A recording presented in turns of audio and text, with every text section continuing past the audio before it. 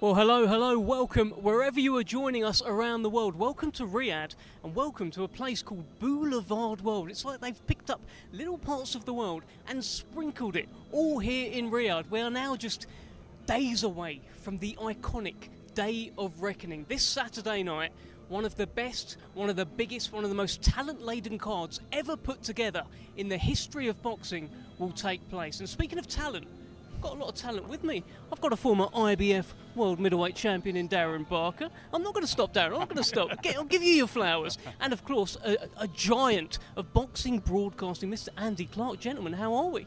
Very well, thank you. I mean, look, the big kid that has come out of me, looking around, it's incredible. Roller coasters, everything. Yeah, I am thrilled to be here. We had a little walk around. We got dropped off quite far away, Andy, earlier on. It's quite good, this, isn't it? It's great. It's great. We got dropped off by the Eiffel Tower over there, so we gave it the full Phileas Fogg on the way around, which was very enjoyable. It's a great place, this, isn't it? Because sometimes with grand arrivals, the arrivals sometimes are not all that grand, but this is very, very grand. This is quite something, Darren. Now, I'm sure you've been through you've obviously been through many fight weeks in your time. Have you ever seen anything like this to kick off fight week? No, I haven't. This is special. The build-up is something, but the show itself is something. It's what dreams are made of. Like, look, I'm a boxing fan first and foremost. You see that card and you think, that's my Christmas present. It's something to withhold. It's brilliant, and you just got to look around. I mean, I don't know if you can see shots. It's just spectacular where we are, and it really does have that mega fight, mega show feel to it. There's going to be a lot of fighters here, a lot of heavyweights, a lot of testosterone, a lot of, look, I'm just going to cut to it, a lot of Jarrell Big Baby Miller, who's been causing a real storm this week. What are you expecting today, Andy? Any sort of shenanigans? What do you think? I guess it kind of depends what order they come in, because if he's in close proximity to Dubois or Joshua, then he'll try it, I think. You can't help it. It's who he is. He's the archetypal guy who could start an argument in an empty room. He's one of them, isn't he? So, yeah, maybe. Maybe indeed. Well, what we're going to do now, we're going to go over to our MC for the evening, the one and only Thomas Treiber. Ladies and gentlemen, welcome to the grand arrivals as we get ready for Day of Reckoning, a great night of World Championship Boxing to be held this Saturday, December 23rd, from the Kingdom Arena, Boulevard City in Riyadh, Kingdom of Saudi Arabia. We would first like to extend a big thank you to His Royal Highness, the Crown Prince Mohammed bin Salman, and His Excellency, Chairman of the General Entertainment Authority, Turkey Al-Sheikh. This great event is presented by Frank Warren on behalf of Queensberry Promotions for Riyadh Season and National Events Center in association with the General Entertainment Authority, Gold Star Promotions, and Sella. It will be televised globally on DAZN pay-per-view and in the UK and Ireland on TNT Sports Box Office. Well, let's first welcome from Perth, Western Australia. He has a professional record of 41 wins, 2 defeats, 2 draws, 36 wins. Coming by way of knockout, here is Mark, the Viking Demori.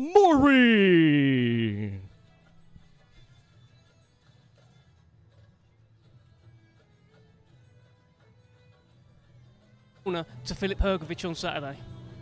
Yeah, and he's been full of fighting talk, hasn't he? I don't think he's going to wake up on Sunday morning and wonder what might have happened if he hadn't let his hands go. I think he's just going to give it a crack. He knows Hrgović is number one with the IBF, and for that reason, if he can get the win, then he jumps straight into the top of the shop, which is exactly what he's planning to do. Well, let's bring in Mr. Mark Demori. Great to see you, Mark. Mark, what an occasion, what an event. How does it feel to be here? Yeah, it feels great. I mean, I've been involved in some big shows, but this is a whole new level. I was just saying, Mark, that you don't strike me as the kind of guy who's going to wake up on Sunday morning and wonder what might have happened if you'd let your hands go. You definitely come to fight. No, I'm pretty sure that I need to start in 4th gear. Hrgović is an incredible boxer. I lived in Croatia 10 years. I followed his career. I know how good he is. He's got a great chin. I need to start flat out. The first few rounds are going to be to my advantage. The longer it goes, the longer his jab's going to feel punching in my face. I hate to say it because I'm the same age. I'm 41. Yeah. But how much is left at 41 for you? Maybe I'm an anomaly, I don't know, but I feel better now than when I was 21. However, I'm a little bit different in the way I take a shot. When I was young, I would just walk through them. Now I have to be a little bit smarter, a little bit more strategic about how I engage. At the opening press conference, you talked about rupturing spleens. I've been hearing about breaking ribs in sparring and all sorts. You're really up for this, aren't you? Yeah, well, I'm pretty aware that I'm not going to win this on technique. I'm going to win this on brutal power, and that's how I've managed to overcome a lot of guys that were just better than me. If you got crazy punching power, I look at Deontay Wilder. I think he's overcome some much more technically gifted guys just by having a wicked right hand. So that's the beauty of heavyweight boxing. I remember Ismail Salas, who you guys will probably know, he was coaching Hay, and I said to him once, why are the Cubans such good fighters, but when they go pro, your heavyweights don't perform? He said, heavyweight boxing's about power. So is it, for you, is this about nullifying the work of Hrgović by getting close, roughing him up, getting in on his chest and working away? I trained in Croatia with Croatian trainers. I know their style. I call it the Soviet style. They like distance, they don't like to fight inside. And I'm quite unpredictable for them because I've studied that Western style of boxing. They throw a jab cross hook. They repeat. They're very disciplined, which is great. However, it can be predictable. I can try and read him, try and counter between those combinations. And in terms of this opportunity, how did it come about for you? When did you get that call, and what did you think when you got that call? Well, I've been rumoured to be in some big fights in the last few years. Corona happened, a few things, stopped it. I've been boxing in Indonesia. I won the Indonesian heavyweight title, which doesn't rank outside Indonesia, but I was still boxing. My manager called me and said, do you want to do it? And he told me how much money, and I said, that's 2 reasons why I want to do it. So yeah, why not? That's a fantastic note to finish on. Mark, really looking forward to chatting to you this week. I think you're going to have a lot to say. Third time in Saudi Arabia, and every time it's a pleasure to be here, and I'm looking forward to Saturday. I just been speaking to your opponent, and he said he's going to come close, get on the chest. How do you cope with that kind of pressure? Are you going to fight, mix fire with fire? Yeah, I need to keep my distance, to be careful. I have a longer reach, and he will look for his chance, of course. I think he'll start aggressive and try to surprise me, but I need to keep my distance and find my pace, find my rhythm, and knock him out. Yeah, that's easy. That's easy, man. You've had some difficult times in the last couple of years, but this week, you seem very relaxed. You seem very happy, and as we always say, a happy fighter is a dangerous fighter. Yeah, I'm happy. I feel like the best time of my career is coming. The best few years are in front of me. I had a lot of struggles, a lot of problems with the matchmaking, with finding opponents, with postponements, and everything. Last few years were very, very difficult, but I endured, and I feel like the best is yet to come for me. I'm still young for a heavyweight. I'm undefeated. I might be a mandatory challenger next in the line for the winner of Fury Usyk, and I feel like I'll become the champion next year, and I feel like the best few years are gonna be the best years of my career. So making sure that you win Saturday night, the fight after has to be a world title shot for you. Yeah, that's the IBF already declared that winner must face me next or vacate the title if they're gonna go for a rematch. So after long wait, finally I got my time has come, and looking forward to get my chance for a world title shot. Philip, you are risking that position. We've seen in recent months, actually just this year gone, Joe Joyce was also mandatory. He risked his position. He lost his position. You are taking on all the risk here. You must be thinking about that. Yeah, it's big pressure for me, Mark Demori has nothing to lose. I have a lot to lose, and all the pressure is on me. And stepping in the ring is always risking. You saw Fury Ngannou fight, the man who never fought before in a boxing ring, knock his down, almost win the fight. and it's risk. Every time it's risk, but I'm prepared very well. I trained serious for this fight, and I did everything what I can do. So I believe God have a beautiful plan for me and for my life. Well, Philip, we wish you the best of luck. There's so much media waiting to speak with you. We're going to let you go. Good to see you. Thank you very much. All the best. Pleasure Good to luck. speak. Well, that is the man they call El Animal. Cool, calm, relaxed, isn't he? He does look relaxed. He does look calm. Yeah, he really does, and you know he's someone I followed closely in the amateurs, and it's interesting to see actually because the big three when he was in the amateurs were him, Tony Yoka and Joe Joyce and Ivan Ditchko, but he's not done too much since he turned pro, and he's kind of, it's a bit of an exaggeration to say the last man standing, but Yoka's lost 3 in a row and he's probably pretty much done. Joe's lost 2 in a row and he'll be back, I'm sure, but you know it's going to be hard, whereas he's undefeated. You know, he's homing in on a world title shot. And I still think we're yet to see the best of Filip Hrgović. Yeah, I think the best of him is still out there, and that's exciting. Can't wait for that. Well, let's go back over to our MC, Thomas Treiber. And now let's welcome from New Zealand and the challenger this Saturday night. He brings a professional record consisting of 20 wins, 2 defeats, 11 wins coming by way of knockout. Here is Junior Farr. Well, here comes the giant New Zealand man, Junior Farr, former Commonwealth Games bronze medalist in 2010, represented Tonga, and listen, he's got a tall task in front of him on Saturday night. Yeah, he does in kind of every sense of the word, really. But I don't know. He's one of these guys who, having got the call for this, will realise that this is a massive shop window. Whatever happens, obviously he'll be convinced that he's going to win. But a good performance here, and you never know what it might do for you. We saw him against Joseph Parker, ran him very close in that fight. That was a massive fight down in New Zealand. Then the defeat against Lucas Brown was more unexpected, I would say. But he's had a win since then. Well, here is Mr. Junior Farr. How are we? Yeah, very good, very good. It's a beautiful place, so yeah. I've seen you've been taking it in a little bit this week. You've been having a look around. You enjoying Riyadh? 100%. To be honest though, but this is probably the first time that I've been outside the hotel. You know, I've just been focused on my training and my resting. But just to come out and just kind of like, you know, take all this in, man, this is a beautiful, beautiful country. It's a big opportunity for our man here.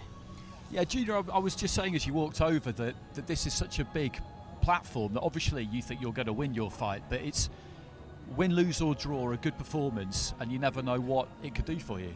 Yeah, this is a life-changing type of event. This is a massive chance that I have here to change my life and turn my career around into a good direction. So, like, you know, I've been training hard for the past few weeks, and I'm going to take the best opportunity that I can to get the win. Does that add pressure for you, knowing a win here can really catapult you into some huge fights? A little bit of pressure, but I know I'm seen as the underdog, so, you know, not too much pressure in terms of that. But I do expect a lot of things from myself, so I'm putting pressure on myself because I know I can do this and I know I can perform, and I will perform on the night.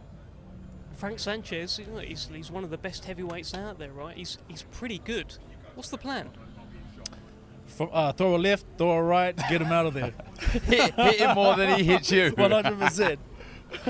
He's the kind of guy, though, isn't he, who I remember seeing his fight against F.A. Ajagba, and he won that fight and made it really tough for Ajagba. And he's really well ranked, Sanchez, but he's a kind of bloke who, if you're above him in the rankings, you don't want to fight him because, I mean, he's hard work, isn't he? He's not a typical heavyweight. He is a very good clever boxer, Cuban, so brilliant boxing skills there. I definitely know what I'm in for the night, and like, you know, I've trained accordingly for that. I'm going to execute my plan and just try and like, you know, try and make it a hard night for him, make it a good night for me, and then go home back to the kids and just, like, you know, celebrate Christmas.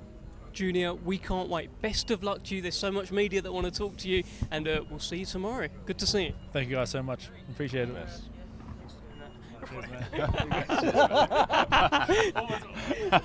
almost got me. I think there's going to be a lot of that tonight. Well, let's go back to our MC, Thomas Treiber.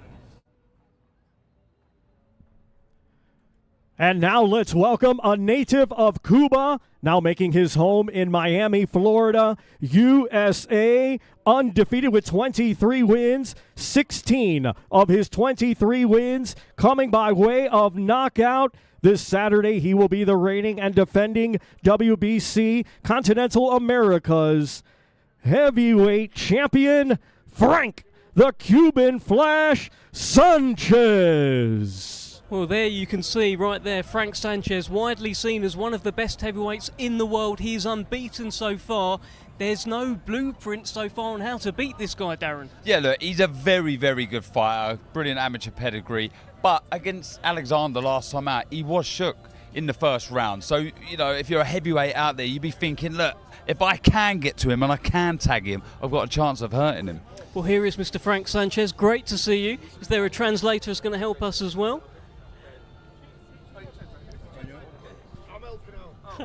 Well, Frank Sanchez, it must be great to be here. Look around. This is a beautiful city. ¿Qué piensas en un lugar fantástico, no? No, está bien bonito este lugar y la verdad estoy bien contento y agradecido de estar aquí en esta función, en esta cartelera. Me siento bien feliz y bien orgulloso de estar aquí en Arabia Saudita. Okay. Yes. Yeah, he's privileged to be here. Very happy, and yeah, looking forward to the fight coming up this weekend. Just asking, what does he know about Junior Farr? What kind of fight is he expecting from his opponent? En su opinión, ¿qué tipo de boxeador es su oponente de este sábado? Nada, mi oponente es un oponente bueno, ha tenido buenos resultados, pues yo vengo con todo, vengo a ganar, vengo bien preparado y vengo a dar otro paso más en mi carrera deportiva. Y nada, venimos a dar buen espectáculo, buen show y venimos a ganar. Okay, so in the opinion of obviously Mr. Sanchez, he's very well prepared, he's a great fighter, and he thinks that, it's going to be a very good fight, and he's very much looking forward to it. Do you put any pressure on yourself going into this contest? I asked your opponent the same question. Knowing a win here can really push you onto bigger and better things. Sí, en su opinión hay mucha presión para usted acá, porque si tú ganas este partido sábado es una buena oportunidad para usted acá en Saudi. ¿Qué piensas? Sí, es buena oportunidad que tengo aquí, entonces vamos a demostrar en la pelea que somos los mejores y venimos a ganar. Entonces con esta victoria pienso que me van a venir más oportunidades para poder pelear con Wilder, con Joshua, con los primeros peleadores del mundo.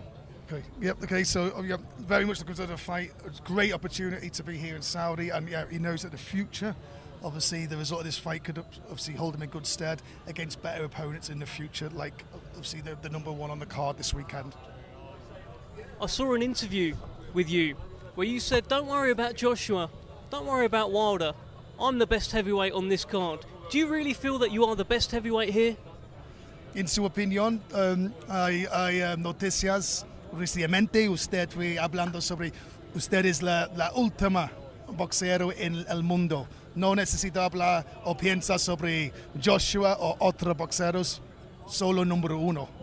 No, bueno, yo el número uno en el mundo quiero ser yo, pues yo quiero enfrentarlo a cualquiera de los peleadores, los primeros peleadores del mundo. Y yo sé que tengo para ser el campeón y lo voy a hacer, por favor de Dios. Yeah. So yeah, he's saying he's not claiming that he's actually number one, but he's claiming that he's on that ladder and he's making his way, build himself up in the ranks, and that'll hopefully be the opportunity in the future. Just very quickly, who do you think has a harder fight out of Anthony Joshua and Deontay Wilder? ¿Quién tiene la guerra más fuerte en su opinión?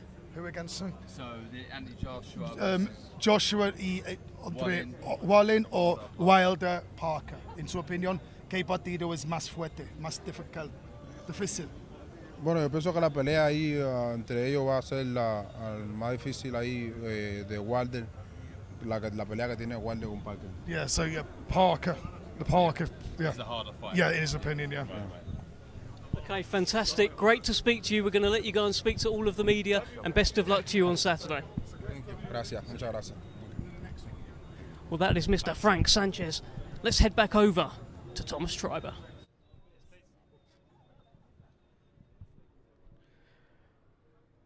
And now let's welcome, coming to us from Germany, the challenger this Saturday night. He brings an undefeated record with 22 wins, 15 of his 22 wins coming by way of knockout. Here is Ajit Kabayel.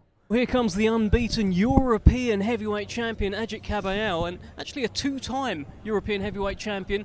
And look, since that Chisora win, it was a few years ago, yeah, he hasn't really had that breakout fight, has he? He's been a bit unlucky, to be honest, because he beat Chisora, what was it, back end of 2017, defended it, then vacated it because he felt like something was going to happen. Then we had COVID, then it looked like it would happen because he was bang in the fray to fight Tyson Fury December 2020 back in the UK, but a fight that in the end didn't end up happening, which would have been very disappointing for him. And really since then, he had been ticking over, but now he's won that European title back, and he's been waiting a long time for this.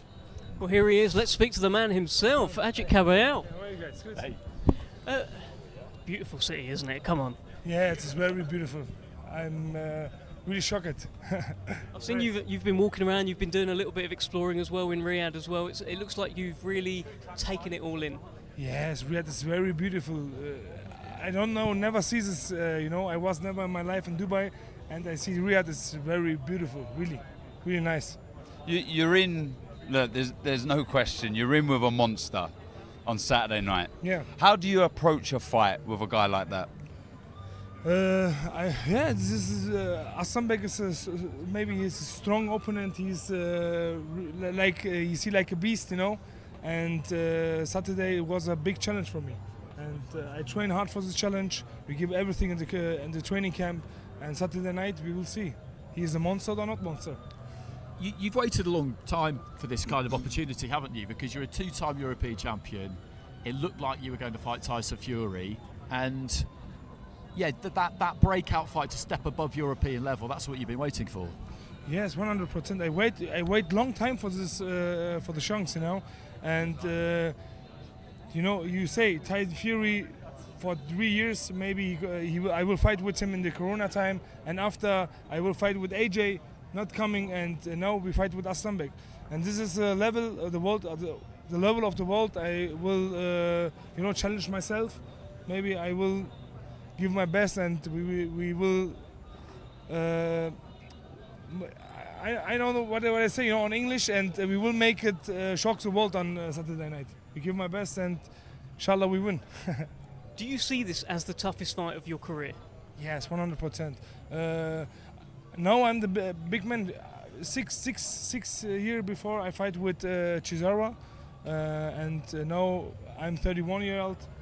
I fight with Chisora. I was 25, and now this is the biggest fight of my career. 100%. If you win Saturday, how far away from a world title shot are you? Yeah, I don't know. I'm not interested in what come after the fight. I concentrate only Saturday night, and after the fight we will look. And when I come fight with AJ, I fight with AJ. When I come with Fury, I fight with Fury. We will see. All right. How do you win the fight Saturday then? Yeah, I give my best, and we will see. I win 100%. We will see. You're obviously the kind of athlete, the kind of fighter who stays in shape, stays ready, because this was put together at fairly short notice, and it just shows if you do that, you never know what can happen. Yes, this is a really big show, This is this is in my career, really the biggest show of my career, And yes, I'm happy that I'm here, I'm a little bit nervous. First time in my career, it's too much cameras, and. Well, you're taking it in your stride. You look relaxed. Yes, thank you. Tell me this: do you watch tape? Have you been watching tape of Makhmudov? Because all the tape I've seen, he just knocks guys out. Have you been not watching this kind of tape? Yeah, we will see. I don't know. Makhmudov fighting his career, not the biggest name. Only when you see Takam, he fight with Takam, and he's good opponent for me. I think for him it's the biggest challenge in his career. And I'm not a trash talker. I will only give my performance on Saturday night, and we will see what we will see. No, I look forward to it. I wish you all the very best. Thank you. Great to speak to you, Mr. Ajit Kabayel. Thank you. Thanks. Let's head back to our MC, Thomas Treiber.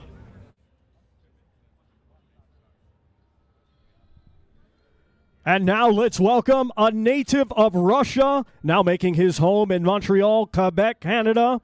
He is undefeated with 18 wins, 17 of his 18 wins coming by way of knockout. Here is the reigning and defending NABF and WBA Intercontinental Heavyweight Champion, Arslanbek, the Lion Makhmudov. Well, here is the giant. Arslanbek Makhmudov calls himself the Lion, and he's got quite the presence about him. Oh, he's a beast. I can just see him in the distance there, and I'm a little nervous about him coming over, if I'm honest. He's a giant and so intimidating. He really is. I mean, last time out, it was just a brutal display of power punching with that right hand. He really is a beast, and he's someone I'm really looking forward to watching live in the flesh Saturday night. Well, he's someone that you're about to speak to, Darren Barker. Great to see you, Arslanbek Makhmudov. Welcome back to Riyadh. You had a great time here last time. How are you enjoying Riyadh? I'm so impressed. I love this place. I love Saudi Arabia. And the last show was so impressed, and I hope this show gonna be better. It didn't last all that long, did it? Your fight last time. It was a short fight in October against Junior Anthony Wright. Are you expecting a more difficult fight this time? Yes, I expect more difficult fight because this fighter, my opponent, more experience, more top level, guy. And but I'm ready for the kind of. I need the kind of this fight. I'm ready for the kind of this fight, and yes, we will. Do you think you're too big, too strong for Caballero? Or is there more to you? I think your boxing gets overlooked sometimes. We'll see in Saudi, but of course I think I have better boxing skills. And power stuff, all the stuff, and Saudi I go for do my job. My job is always same. My goal is destroy. That's it. How far away are you, do you think, from world title level? What? How far away are you, do you think, from boxing for a world title? I think it's close already. I'm already here, very close. Just it's a question of time, Gonna be soon, I hope so. Yeah. Last time out in Riyadh, after you knocked out Junior Anthony Wright, you gave a great kind of speech to the crowd. The crowd seemed to really love you. They've really taken to you here. It must be a good feeling. For sure, people here love me, and I love these people. And also, it's for me a special. Saudi Arabia is a special place for me because every year I used to come for in Ramadan for Umrah. That's why it's for me. It's my second house, second home. That's why I love this place. Yeah. Your prediction for Saturday? What? Your prediction? We'll see. Nobody knows. Just God knows. I will do everything for win. Wish you the best of luck. We'll see you tomorrow, Arslanbek Makhmudov, an absolute giant of a man. Look, you said you were sort of like half scared about meeting him. You've met him now. You all right? I'm more frightened, I think. Yeah, he's intimidating, that's for sure. But look, this is a serious fight. I think this is a bit of a sleeper fight on the card. It's two unbeaten heavyweights. I don't think enough people are talking about this fight, so let's talk about it, Andy. Yeah, I think Caballero made a good point when he said that Arslanbek hasn't maybe boxed the best opposition, and that's true when you look at his record. He had a good win against Carlos Takam, but Takam had his moments in that fight. He did look really impressive against Junior Anthony Wright, whose company we very much enjoyed last time out, but I think never happened for him, and it could be easy to lose the faith sometimes in a sport like this because nothing's ever guaranteed. And then the phone rings and you get the invitation to come here, and all of a sudden it seems worth it. And that's what's happened to him basically. So, I do make him the underdog against Makhmudov, but there's still plenty that we don't know about Makhmudov. Yeah, it feels like we're going to learn a lot about both guys. Yeah, do you know what? I think everyone on the card, away from this fight. I think if everyone puts a good account of themselves in the ring on Saturday night, they'll get another opportunity. That's the great thing about these shows. Well, we've got another opportunity to hear the sultry tones of Mr. Thomas Schreiber. Let's welcome from Bromley, Kent, England. He brings an undefeated record with 17 wins, 7 wins coming by way of knockout. He is the current WBO European Cruiserweight Champion, Ellis Zorro. Well, here comes Ellis Zorro, opportunity of a lifetime for the unbeaten London man. He's got the ultimate task in the cruiserweight division. He takes on Jai Opetaia, really the division's #1 on Saturday night. Yeah, it doesn't get much tougher for Zorro. I mean, I was so impressed with Opetaia last time out against Jordan Thompson. Honestly, it was incredible. The point where I was sat at the commentary desk and I just couldn't wait to see him in action again. Yeah, I mean, he's the business, isn't he? He really does look to be the goods. Martin Bowers just come over. Yeah, very well, thanks. Very well. Well, let's thanks. bring in Mr. Ellis Zorro. Great to see you, Ellis. Listen, look, this is why you're in the sport, isn't it? What an event, man. This whole week's been mind-blowing, man. Just to be a part of it, it's massive for me from where I come from, how I got into boxing, how I started. And yeah, this probably be the biggest fight of my whole career and the biggest event of my whole career. So yeah, I'm buzzing. Can you believe it? Yeah, because you know when you set out in this sport, like this is what you want. I didn't think it would like come this soon, like at this kind of notice. But yeah, I'm just embracing it. I'm taking it in. Look, it doesn't get much tougher, does it? You understand who's in front of you. What can you do though to nullify the good work that he does? Without giving too much it's away. It's not even about giving it away. Like I'm 17-0 for a reason. I'm undefeated. 3 amateur fights. I've never lost any amateur fights. I've never actually lost. You know, so my mindset, I'm not familiar with losing. I'm not familiar with all the negativity that, understandably so, is coming from other people in terms of my experience and what he's done and whatever. But it just doesn't really faze me. Do you know what I mean? I'm just gonna go in there. It's just another fight for me. Does that take a load off as well, pressure-wise for you? I know obviously you got aspirations of going on and winning this and shocking the world, but you're the underdog here. Takes an element of pressure away. Yeah, but you know what? Just to be honest, I don't feel like I've really been the favourite in many of my fights. I wasn't favourite to beat Dex Spellman, win the boxer, or beat Jose Burton. Even though I was headlining, I still wasn't the favourite. So in terms of like how I feel about it, that's nothing new for me. I think it's just because of the magnitude of the event, a lot more people have got a lot more to say. Do you understand? How does mentality differ from those fights to this fight? Just like embracing all this, if I'm honest. Like I think when the bell goes, it will just be another opponent in front of me. But yeah, the boxer was probably the biggest thing next to this, like the whole build-up and whatnot. But obviously, again, like being around Wilder and AJ, these guys, I come out watching these guys. You know what I mean? So yeah, this is a much bigger event. I was just going to ask exactly the same thing. You know, you talked about it being just another fight, but then all of this is different. I mean, when the fight got made, did you kind of think to yourself, how am I going to approach this mentally? What will my mentality be? Because it is different, this. Not really, no. Just to be really transparent with you, no. I wasn't thinking about my mentality or anything like that, no. Ellis, I think 13 of your 17 fights have been at York Hall. This is not York Hall. This is all quite different. You ready for this? Yeah, in my last fight, after the interview, I was like, oh, I really want to get out of York Hall. And I was thinking like Copper Box or O2. I wasn't thinking, you know, Saudi. But yeah, like I'm saying, I'm buzzing to be here and I'm embracing it all. I'm happy to be here. It's great to see that you're buzzing. It's great to see you're embracing it. Ellis, best of luck to you. So much media wants to talk to you. We're going to let you crack on. Thank you. All the best, mate. All the best. Thank you. Well, that is Ellis Zorro. Big opportunity for him on Saturday night. Let's go back over to our MC, Thomas Schreiber.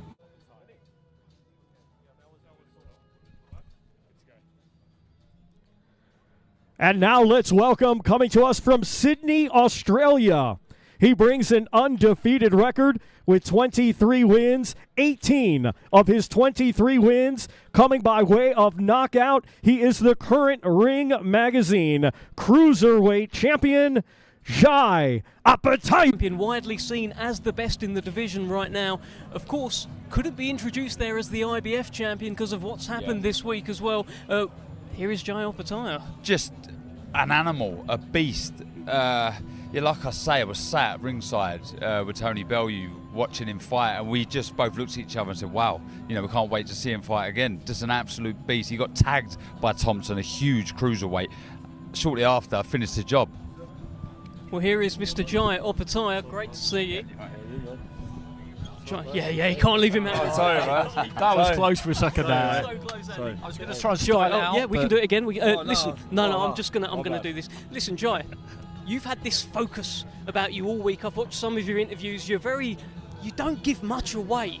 You ready to put on a show and show the world what you're all about on Saturday? I'm locked in, all I'm thinking about is the fight. I'm not here for, all these cameras and stuff. We promote the fight, but for me it's just pure business.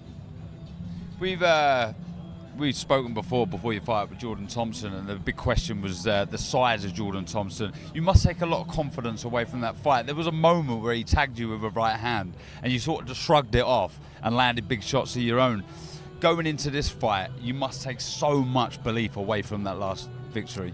I do. It was a good performance, but at the same time, I've prepared for 12 rounds of war. I'm not expecting a repeat. It's easy to get sort of caught up in that sort of stuff, but I think Zora's a crafty little fighter. I've got to be careful, and just fight smart. That's what I do. Once we get in that ring, we adapt. How did he differ from Jordan Thompson, Zoro? Well, obviously the size is a lot different, and his hand speed's decent, but we get in there and we adapt. We feel the ring. I'm excited. I'm just excited to get in there and do what we do. Like I said, I'm ready for 12 rounds of war. If it goes to 12 rounds, I'm ready. I'm fast, I'm fit, I'm strong. Anything that comes at me, I'm ready.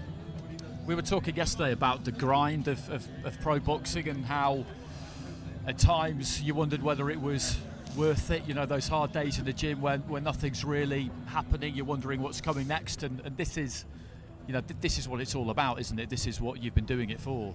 It is, man. It's good to be here. It's good to be a part of building boxing legacy. You know what I mean? This is one of the biggest shows in history, so I'm honored to be here, but I'm pumped up, man. I just cannot wait to get in the ring and do what I do. So, I'm excited. You did say yesterday too, I think when we'd finished recording actually, that you would fancy it at heavyweight at some point. I mean, that's probably a little way off yet, is it? But that's an ambition. Further down the track, man, why not? You know what I mean? And they've just bring in this bridgeweight as well. So 3-time world champion, 3-division world champion, I mean. So, the sky's the limit. And I'm 28, I'm just getting started, and I'm on this massive platform, bro. I'm pumped, you know what I mean? I've worked so hard to get here, and I'm here now, and I just cannot wait to step in the ring. It does sound like you rate Ellis Soro, though. People have been asking you about other stuff, other fighters, other champions, the whole IBF situation, but you do rate Ellis Soro. He is a task you've got in front of you on Saturday. 100%. I'm not looking past him at all.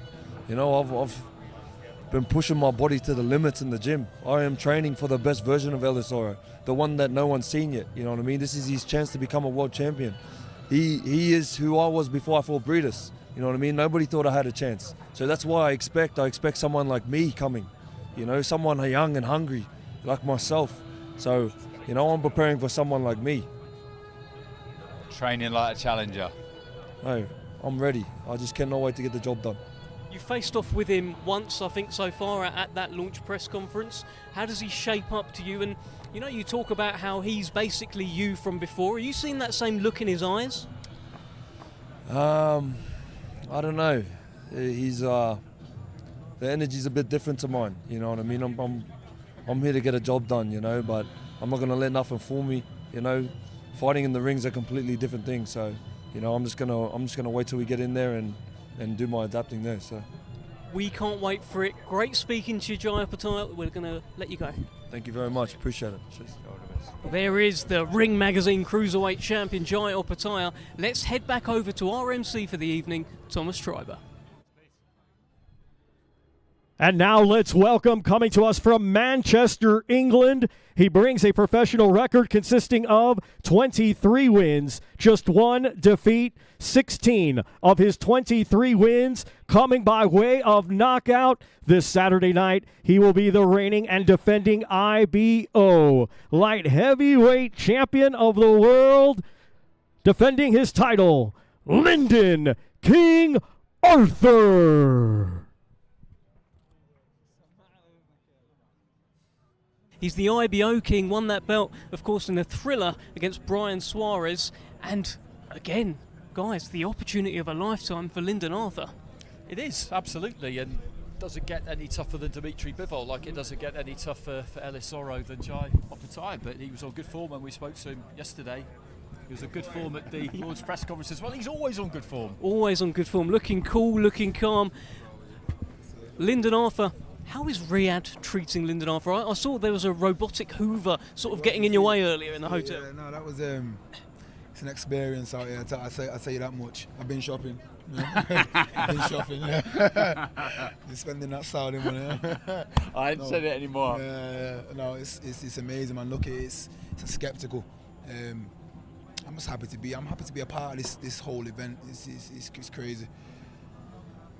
In terms of the preparation, you haven't had that long to prepare. Yeah. Tough task against someone like Bivol, but is it almost a good thing that you haven't had too long to think about this? You get offered the fight, you take the fight. Look, it is what it is. If someone comes up to you in the street and says, "Let's fight," you don't get 10 weeks, and you know that's how I kind of looked at it. Like, fuck it, we're here now. Let's just do it. And Bivol's I was a fan of him. I'm a fan of him still, and I'll be a fan of him after it. He was one of the best pound for pound fighters. Who, why should I say no to that? Why should I not challenge that and see where I'm at? That's what we're in boxing for. So let's do it. Tactically, without giving too much away, how do you approach this fight? Is it a battle of the jabs, the feet? Do you try and get in there and rough him up? How do you approach this fight? Look, I've got a plan in there, but Saturday it might be a bit different when you get in there and shit don't work. Bivol's a great operator, but I believe I am also, and I believe I will adapt to whatever is in the ring, and we'll find out Saturday. Just go in there and give it everything. You Make a good of a account of yourself. You know, it's a win-win situation for me, I believe. So, yeah. Do you make him the number one in the division? I mean, it's him or Better Biev, isn't it? I got asked that a while ago, and someone said, "Who do you think would win between him and Better?" I always thought the better boxer will always beat the better fighter. But I've sparred Better Biev, and he's not just a brawler. He's not just a strong, come forward kind of fighter. He actually has got a boxing brain, and he's good at what he does. But I do believe Bivol has got the better boxing ability and would come through if they ever fought. Obviously, Craig Richards shared the ring with Bivol. Yeah. Have you had any conversation with Craig about this fight? I don't really know Craig like that. No. I'm not one to reach out and say what should I do. But I've watched the fight. I watched the fight a couple of weeks ago, and I see a few things in there. I'm hoping I'll be able to exploit and then fight night. Lyndon, you're being written off. You're the underdog in this fight. A lot of people are saying Bivol's this, Bivol that. But the last time I remember you getting written off, hey, you beat Anthony Yarde. You were the underdog. Do you prefer this scenario where people are saying he's got no chance? Oh, it is what it is. This is boxing. People are going to have their opinion. But opinions are like arseholes aired. So, look, Saturday's a few days ago. Away, sorry, and we'll see what happens. Have you pictured this fight in your head? Oh, every day since I knew I was fighting him. Every day, I've gone through the worst of the fight, and I've gone through the best of the fight, and hopefully with what I do, hopefully I'll bring the best out. Okay, we can't wait for it. Best of luck to you on Saturday night, Lyndon Arthur. Thank you very much. Good to see you. There is Lyndon King Arthur. Let's head back over to King Thomas Triber. And now let's welcome a native of Kyrgyzstan, now making his home in Indio, California, USA, undefeated with 21 wins, 11 wins by knockout. This Saturday night, he will be the reigning and defending WBA Super World Light Heavyweight Champion. Let's welcome Dimitri Bivol. WBA light heavyweight champion, of course, Dimitri Bivol, one of the best fighters in the world. Yeah, without a shadow of a doubt. I think a lot of people had his last fight, and I might add over a year ago now, a close encounter against Ramirez, but he just schooled him. He was levels above, absolute levels above in every department. An exceptional fighter who can do it all. Speed, power. Fantastic fighter. Here he is, Dimitri Bivol. Dimitri, You were here for the Battle of the Baddest. You watched Fury and Ngannou. I saw you there. And I knew you wanted to fight here. How does it feel to be here? I'm so excited to get my fight, and I'm so excited to be the part of this huge event. Really great event. I never see big card like this before, to be honest. Darren Barker here is a big fan of you. Yeah, big fan. And your last performance against Ramirez, a lot of people were saying it could be a close fight. A lot of people were picking Ramirez. You must be so pleased with the way you performed that night. People thought like it could be close fight, but I did everything well because I had good training camp, and we just did job what we needed. It's been quite a long time since you last boxed, though. Has that been frustrating? Sorry? Has it been frustrating that you've been out of the ring for a year? No, not too much because I spent time I spent good time because now I feel more fresh. Mind is clean, my body is more healthy now, and I'm ready and I'm hungry. What do you know about your opponent, Lyndon Arthur? He's a good fighter. He's IBO champion. He has good jab, good English boxing school, which I wanna try my skills against his boxing school. Obviously, the other belts are currently with Artur Beterbiev, but Lyndon Arthur has that IBO belt. Is it important for you to get that belt and take that to your next fight? For today, it's important for me because I made 10 defense of my title. Every time when I beat my opponents, I was just defending my belt, and I didn't get anything from them, you know. And now I want to get something, and it makes me more excited. But you got a lot from when you beat Canelo. You got a lot of credit. That made you stand out. Yeah. I got a lot attention from boxing fans and respect from boxing society. But I want something, you know, materialistic like belt. I'm not overlooking Saturday, but is the future light heavyweight for you? Sorry. But is your future, not looking beyond Saturday, but do you see yourself staying at light heavyweight for the remainder? You know, I have a plan to be undisputed champion. I have a dream in light heavyweight division, and I see it very close now. And of course, I want to be in light heavyweight division, and then we will see. Cruiser, heavy? We will see. I don't know. You know? You're that good. Certainly got the skills. Look, we can't wait to watch you fight on Saturday night. Tremendous to have you on this show, and we wish you the best of luck on Saturday. Thank you, Dimitri. Thank you so much. Thank you. Over to our MC, Thomas Schreiber. And now let's welcome from Brooklyn, New York, USA, undefeated with 26 wins, 1 draw, 22 of his 26 wins, coming by way of knockout. Here is Jarrell Big Baby Miller. Well, here comes the man they call Big Baby. He's fresh out of Brooklyn. This is a man who's been making a lot of noise this week in the Fight Hotel, confronting pretty much anyone who will look at him. Jarrell Big Baby Miller. Yeah, absolutely. He's still undefeated. That kind of took me by surprise somehow when I looked at his record last week. He's not been active, though, is the thing. I remember me and Darren commentated on his fight against Bogdan Dinu, which was late 2018, and we know what's happened since then. He's failed a number of tests for performance-enhancing drugs, but he's cleared to fight on this card. He's only boxed 3 times in the last 5 years, so we don't really know what we're going to get, I don't think. Well, let's see pretty what sure we he'll get. tell us. Yeah, let's see what we get right now. Jarrell Miller, great to see you. How you doing? Jarrell, look, from Brooklyn to Riyadh, look around. What a night. It's beautiful, man. What a fighter can ask more for, you know? Great place, great venue, you know, great atmosphere, and you know, it's going to be a great night of fights. Are you making up for a bit of lost time with this fight against Dubois because you've not been that active the last few years? Oh, yeah, 100%. You know, they offered me Chisora at first. Chisora turned it down. Dubois turned on Joseph Polk. I said, give me anybody. And Dubois was the first name that popped up, and he said he'll take the fight. I said, he's a dummy. Sign him up. Let's go. What do you think of him as a boxer? What do you think of his skills? I mean, he's decent. You know, good right hand. You know, most English fighters are very physically fit.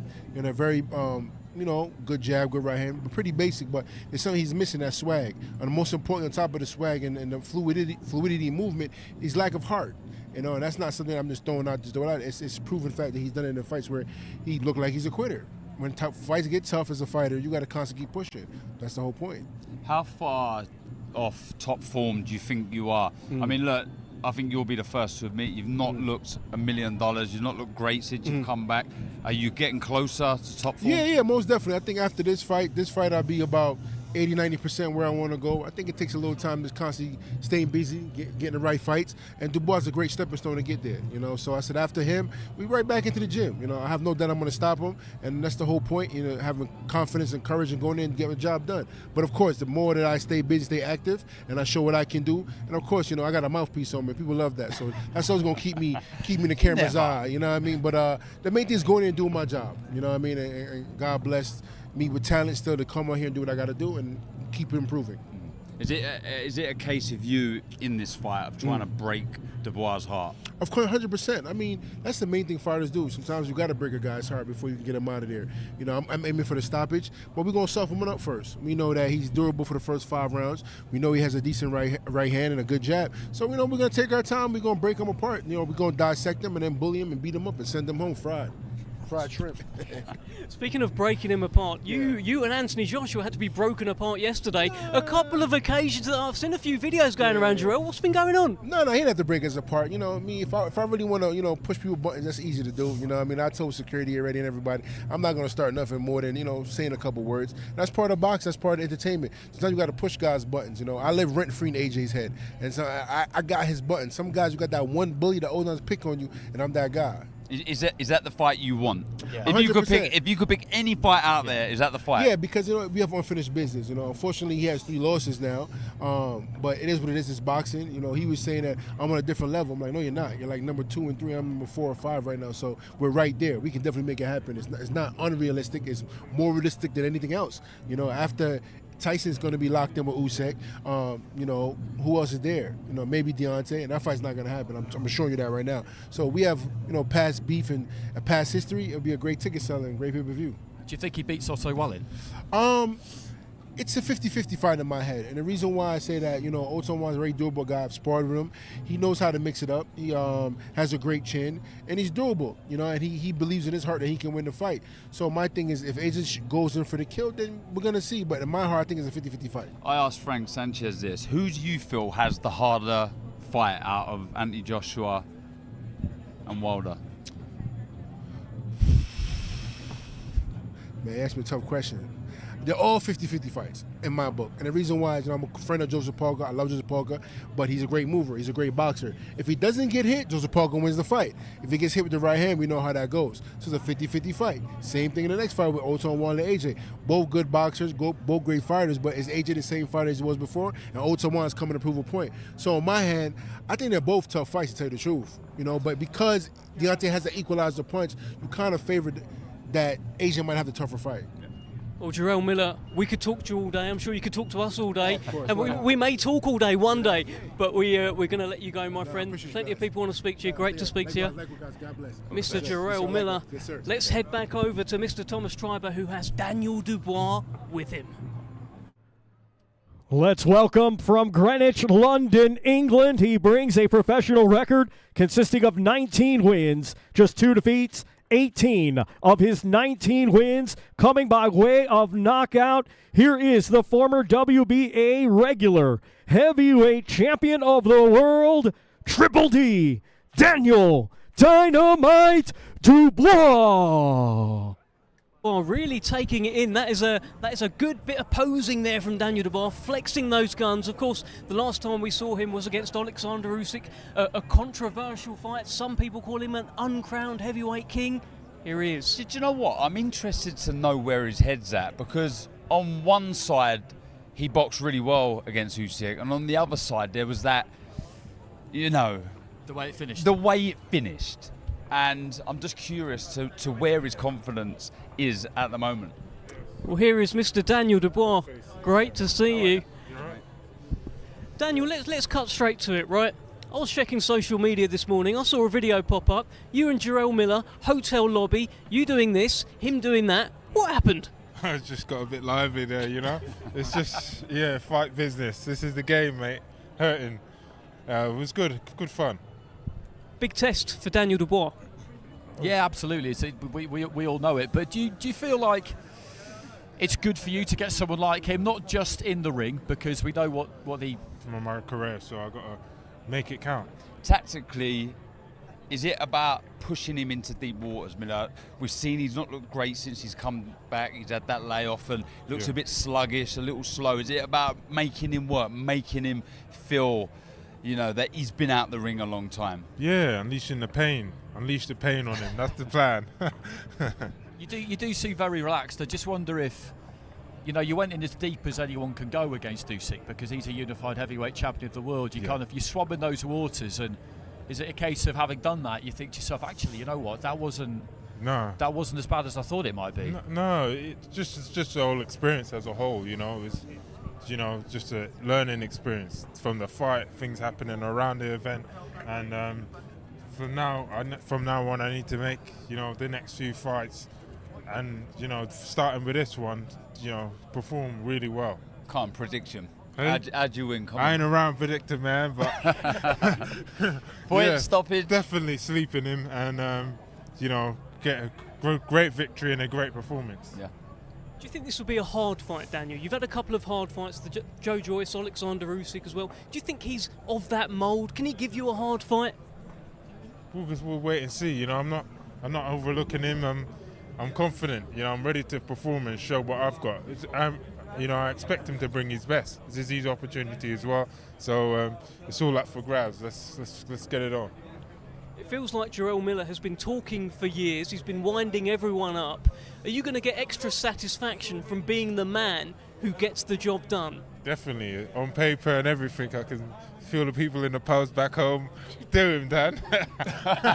Do him, Dan. I guess, look, you've experienced the good, the bad, the ugly. What you bring into this fight now, you're a more experienced fighter. Absolutely. Fitter, definitely change, you know, just all-round different fighter, and smarter fighter as well. So can't wait to show it.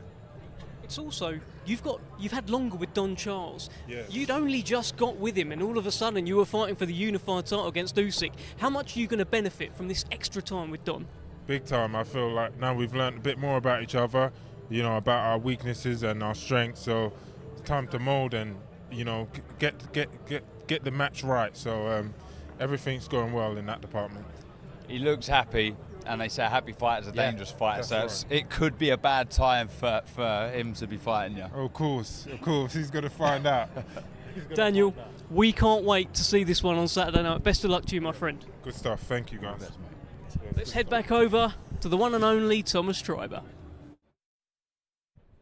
Let's now welcome International Boxing Hall of Fame promoter, Mr. Frank Warren.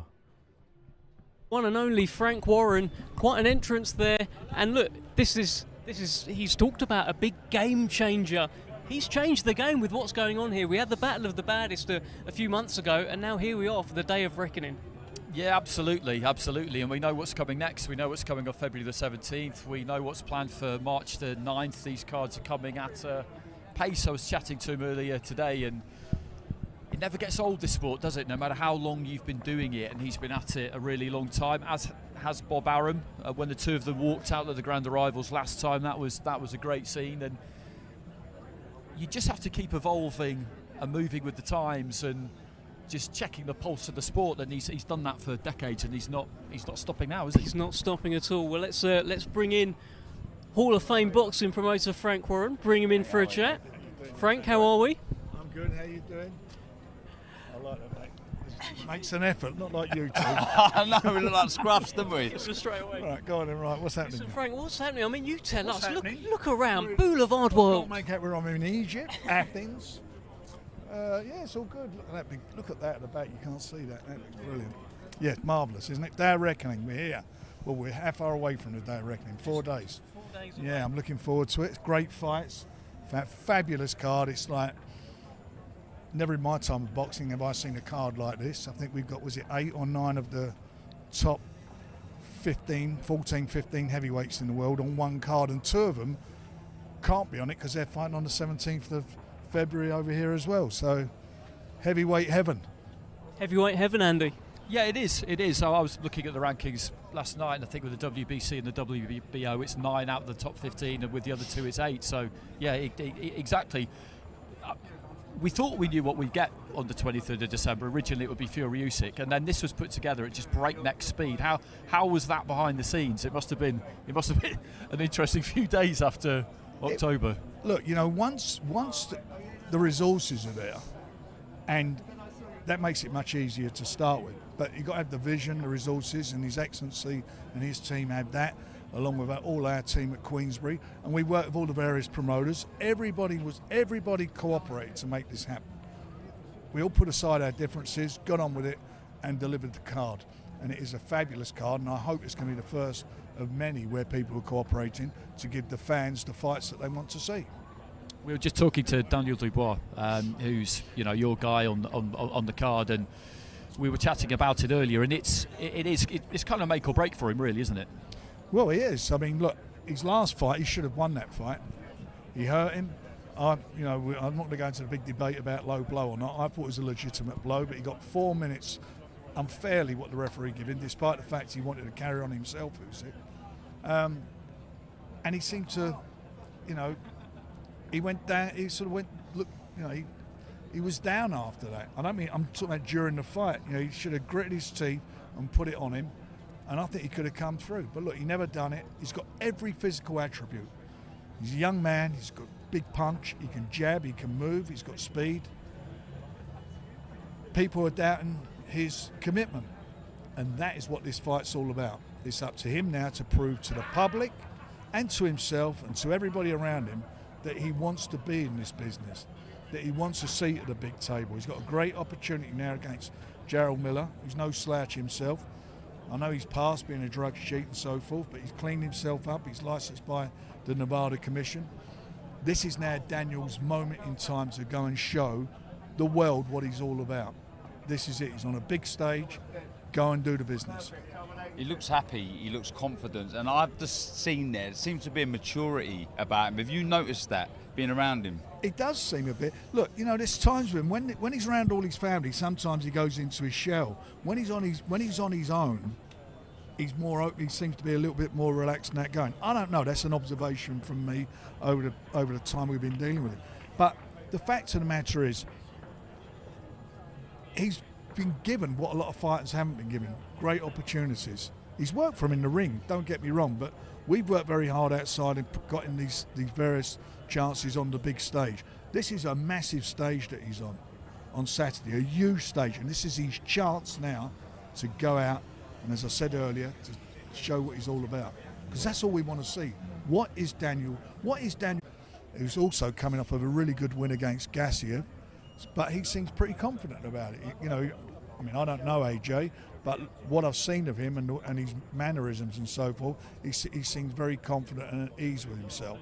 So this for him, again, is a massive opportunity to get himself into a position to fight for the world title once the two champions duke it out on the 17th of February. We have one champion then. Same situation is for Deontay. He's had one fight, in 2 years? 3 previous fights, drew one against Tyson, which I thought Tyson won, and lost the other 2. So he's also, this for him is a situation where he's coming into a fight and he has to shine. He's got to win the fight, and he's coming in against a guy who had a really good performance in Riyadh last time out, in Joe Parker. And Joe Parker fancies the fight. Joe Parker's a close friend and trains all the time with Tyson, and Tyson's been giving him tips and telling him what he thinks and so forth, and he seems pretty confident. I was just talking to him in there, as I was with Deontay. They both seem very confident. The fact of the matter is, you've got 2 very crucial fights for the 2 ex-champions, and for the 2 guys challenge them, it's a chance for them to get a seat at the big table too. You're going to get 2 competitive fights, there's no doubt about it. They'll be very, very good fights. We can't wait for it, Frank. We're going to speak to you so much this week. I don't want to run it all out now. We're going to let you go and speak to all of the media. Hear about the promo. Oh yeah, no, just quickly. How was that promo? The zombie promo. How was it for you? I loved it. Good, yeah. Should I take the makeup on or leave it on? Great to see you, Frank. Cheers, mate. Warren. Thanks. Let's head back over to our MC, Thomas Schreiber. Let's welcome from South Auckland, New Zealand. He brings a professional record consisting of 33 wins, 3 defeats, with 23 wins coming by way of knockout. He is the current and reigning WBO Intercontinental Heavyweight Champion and the former WBO Heavyweight Champion of the World, Joseph Parker. It's the former WBO World Heavyweight Champion, Joseph Parker. And this is the fight. He says it's the biggest fight of his career so far against Deontay Wilder. Quite the task. Maybe one of the hardest fights you can take out there as a heavyweight. I'd say so, because we all know about Wilder's power. The only person who hasn't crumbled in the face of it is Tyson Fury. But I think he's a bit sick of hearing about it, Joseph, because the reality is, in heavyweight boxing, they're all capable of turning each other's lights out. Mr. Joseph Parker, how are we? Listen, this is your second fight now in Riyadh. You put on quite a show last time. How is it different this time? How's the vibe? The vibe is good. It's nice to be, listen, we're staying in a nice hotel with all the fighters. We've got our training times, we've got the team here, families here. And I think second time around, obviously it's a bigger fight, but familiar of Saudi Arabia. This is my 3rd time here, so it's good to be back. You look happy, you look confident. Yeah, and I guess your last performance, look, I'm not saying Keane is Yeah. any Wilder, but you can only beat is in front of you, and you looked very good. Yeah, I feel like this year's been a good year, and I got good momentum, and even though the fighters are not on the same level as Wilder, but I feel confident going into this fight because of the work that I've done in training camp. And I know the last fight was a good win, but this is a different challenge altogether, and I'm excited for it. 31. It seems like you've been I around feel like forever. I feel like I've It been around does. for I mean, that's a ages. compliment, by the way. It does. I have been around for ages, 10, 11 years. Yeah, it's and I'm still going strong. Still in it, still hungry. And There's still a lot determined. of boxes ticked for you now. Still 31, Yeah. but you know there's experience. There's some big wins there. You've got it all now. Is it now feel the time is Yeah, right? When I linked up with George Lockhart and Andy Lee, and it took a while, right? But I feel like now, I feel like I'm alive again as a fighter. But I got all this experience, but I've restarted my career again, and I feel like this is, like Andy said, it's written in the stars. And listen, I feel good. Had a great training camp, and I'm ready to rock and roll. We were talking yesterday about how everybody's talking endlessly about Deontay Wilder's knockout power, and it's been well documented, but this is a heavyweight division, and you're well capable of knocking people out. Listen, any heavyweight can knock out any heavyweight. I think any fighter can knock out any fighter. It depends on the punch, placement, at the right time.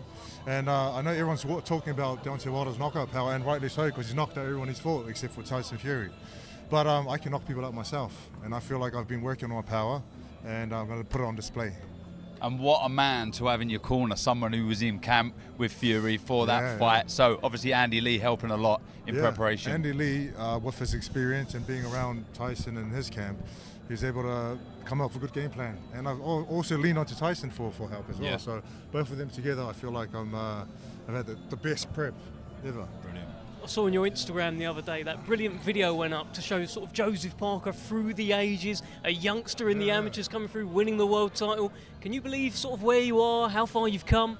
Sometimes it's when I think about it, it's amazing. Like I did put up that video and I saw myself and I was like, young Joseph, no beard, and then I listened to myself speak and I was like, who's that speaking? Like little squeaky voice. But now I'm here in Saudi Arabia and in front, like this is the biggest event of the year, and I'm just excited to be a part of it, and like thanks to everyone involved for making this happen. Brilliant speaking to you, Joseph Parker. We can't wait for this one. What a fight. We can't wait for this one. Great to speak to you, my friend. Thank you very much. There is Joseph Parker, and now let's head back over to our MC Thomas Schreiber, who's about to introduce Deontay Wilder. Let's now welcome from Tuscaloosa, Alabama, USA. He brings a professional record consisting of 43 wins, just 2 defeats, 1 draw, 42 of his 43 wins coming by way of knockout. He is the former WBC heavyweight champion of the world, known as the Bronze Bomber, Deontay Wilder. Former long-reigning WBC World Heavyweight Champion Deontay Wilder.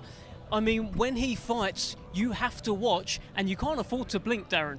Yeah, you can't blink. Yeah, let alone go to the kitchen to make a cup of tea. You do not be doing that. You know, explosive. I was waiting for that. I was surprised. That an unexpected one yesterday. I always jumped out of my chair. He destroyed me with that one when I was about to interview him. The famous Bomb Squad, the man himself, Mr. Deontay Wilder. He's going to come in here for a quick chat. Mr. Wilder, how are we? Great to see you. Doing okay? Yeah, man. Blessings. Deontay. How you doing? Here we are. I love this. I love that. Looks amazing. Yes, indeed. Here we are in Riyadh, a beautiful city. Yes. You're here in Boulevard World. Yeah. Are you taking a moment to just take it all in? Earlier, and Darren was talking about how you can't blink, you can't go for a earlier, and Darren was talking about how you can't blink. You can't go for a drink. You can't do anything like that, Darren. Tell this guy. He just knocks people out. I mean, look, we know exactly how you fight. Is that a similar approach to this fight with Parker? All action in front of your man and looking for the knockout? Most definitely. You know, that's what brings the excitement to the heavyweight division.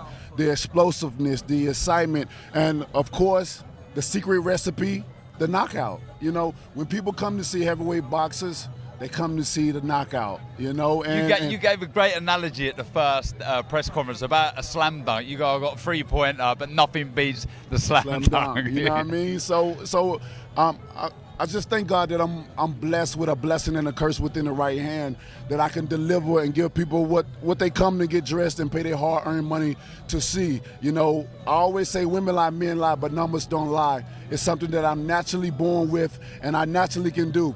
If you want to see knockouts, put Deontay Wilder on the card. You want to see excitement, put Deontay Wilder on the card. And I'm on the card, so I'm looking forward to Saturday night. Has it been difficult at all fully focusing on Joe Parker? Because this has been sort of almost looks like two semi-finals. Yeah.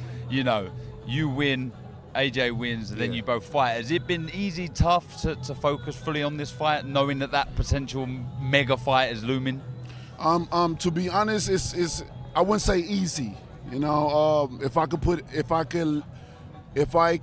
demonstrate the level of it, I would say it's been in the middle. It's been really in the middle because I have Joseph Parker in front of me. You know, I never look past a fighter, but I do window shop. I do look through the glass window a little bit, but it's really been a medium type of environment or level for me because, you know, we're here for Joseph Parker, but everybody want AJ. Everybody, you know, that's been the biggest fight in the world, and it still is. It's been a moment where it's been hot and cold, and every time the talks is talked about, the levels just goes up. This is what I found about the talks about me and him, is that no matter when it's talks, it's like it get cold, but then when it get back up, everybody gets excited. No matter what. It's like we haven't lost anybody that's not interested in it, you know, at all. You know, sometimes things can linger on too long where nobody finds interest in it no more. They're like, oh, whether it happens or not, we don't care. But when it talks about me and AJ, the excitement automatically just come out of people, and I'm looking forward to it if it happens, you know. But at this moment in time, my whole mentality, my whole mindset, mentally, physically, emotionally, I'm set on Joseph Parker. I'm definitely not looking past him at all. Is it extra special being on a card where it's not just heavyweights, but it's dominated by the heavyweights? Because this isn't something we typically see, is it? I mean, about 8, 9. However many of the top 15 with all the sanctioning bodies all on this one card. Man, this is beautiful. This is what makes this event so exciting, that you have nothing but heavyweights on this card, nothing but hard hitters, and I'm looking forward to being able to display my talent amongst the thousands that's going to be there and the millions that's going to be watching. I'm so happy that I'm a part of this event where this is filled with heavyweights on here, you know, some that I know and some that I don't know, you know, and some could be potential opponents in the future. So I'm just looking forward to it all. I'm just so happy to be here. I'm so happy to be around so many boxing fans and so many people that loving people, I would say. And what better place to be in than Riyadh? What did you make of Jarrell Miller? Has been keeping himself very busy. He's been getting in the face of Anthony Joshua. He's been calling him all sorts. He's been confronting Daniel Dubois, who's actually going to fight. Have you been keeping an eye on it? What do you think of it all? I try to mind my own business a little bit, but you know, you can't help due to the fact of the internet and you know, people have phones nowadays. So when things happen, that's the first thing people rather do, get their phones out than call 911. You know, and unfortunately, I have seen certain events where he have gotten into altercation with some of these guys, and some of my guys have shown me certain things. But you know, my main focus is on Joseph Parker. I don't try to get myself too caught up in the action or the motion of action of others. If he want to waste his time and energy on that, then, you know, it's entertaining for the eyes that's watching. But for me, I'm here for a purpose. I'm here for a job, and I must complete the job, complete the task, and get everything done that I set out to do. I'm just expecting something fairly special in terms of your fight kit, because, I mean, you complimented me, so I feel like I should repay the compliment. But I'm a big fan of this gown. Blessing. What can we expect on the night? Man, you can expect what you always looking to expect, to be sitting on the edge of your seat. You don't know what's going to happen, but when it's happened, bam, baby, good night. So don't get no one by you that's going to interrupt you, that's going to tap you on your shoulder. Go to the concession stands, and if you're at home, get everything you need and sit it right by you.